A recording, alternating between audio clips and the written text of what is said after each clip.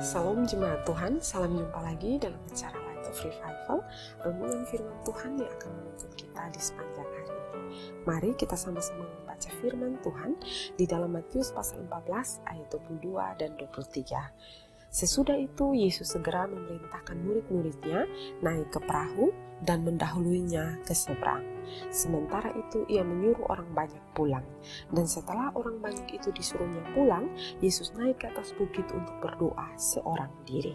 Ketika hari sudah malam, ia sendirian di situ. Meneladani Yesus dalam berdoa. Jemaat yang terkasih, setelah Yesus memberi makan 5.000 orang, Yesus menyuruh mereka untuk kembali pulang ke tempat mereka masing-masing.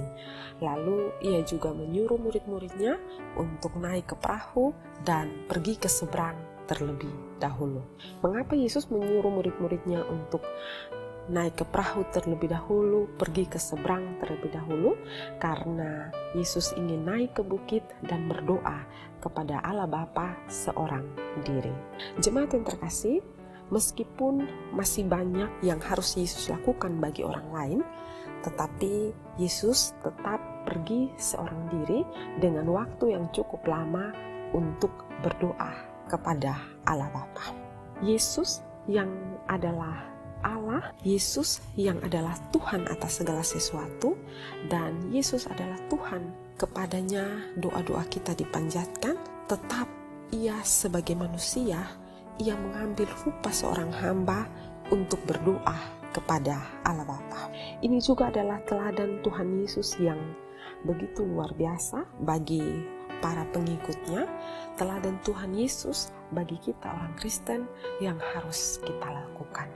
Teladan apa saja yang dilakukan Yesus di dalam berdoa melalui firman Tuhan yang kita baca ini? Teladan yang pertama adalah bukan hanya giat melayani saja, tetapi ada juga waktu untuk berdoa. Jemaat yang terkasih, meskipun banyak pelayanan di depan yang akan dilakukan oleh Yesus, tetapi ada waktu yang Yesus sempatkan untuk ia berdoa. Jemaat yang terkasih, pelayanan adalah sesuatu yang penting, tetapi itu tidak boleh kita lakukan sedemikian rupa sehingga tidak mempunyai waktu pribadi dengan Tuhan. Kita memang adalah hamba, karena itu kita harus giat di dalam melayani Tuhan. Tetapi kita juga adalah anak Tuhan, maka kita harus menyediakan waktu untuk bersekutu dengan Dia di dalam doa. Teladan yang kedua yang bisa kita pelajari dari teladan Yesus di dalam berdoa, yaitu ia memberikan waktu yang terbaik di dalam berdoa. Jemaat yang terkasih, ketika hari sudah malam, Yesus sendirian berdoa di bukit. Dan sepertinya dia berada di situ sampai menjelang pagi, yaitu kira-kira jam 3 malam.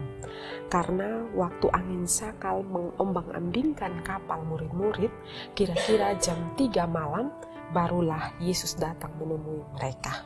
Ini adalah satu teladan yang sangat baik dan kita pun meniru teladan ini. Karena apa? Kita harus bertekun di dalam doa dengan memberikan waktu yang terbaik kita kepada Tuhan. Seperti Yesus mempunyai waktu yang cukup lama untuk bersekutu dengan Allah Bapa.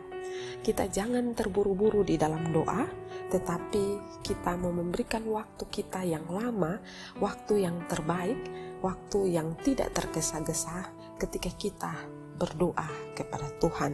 Dan ini menunjukkan sikap hormat kita kepada Tuhan.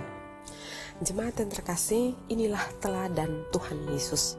Teladan di dalam berdoa. Sebagai orang percaya, bukan hanya kita melayani Tuhan, bukan hanya kita giat melayani Tuhan, tetapi kita punya waktu khusus untuk bersekutu dengan Dia di dalam doa.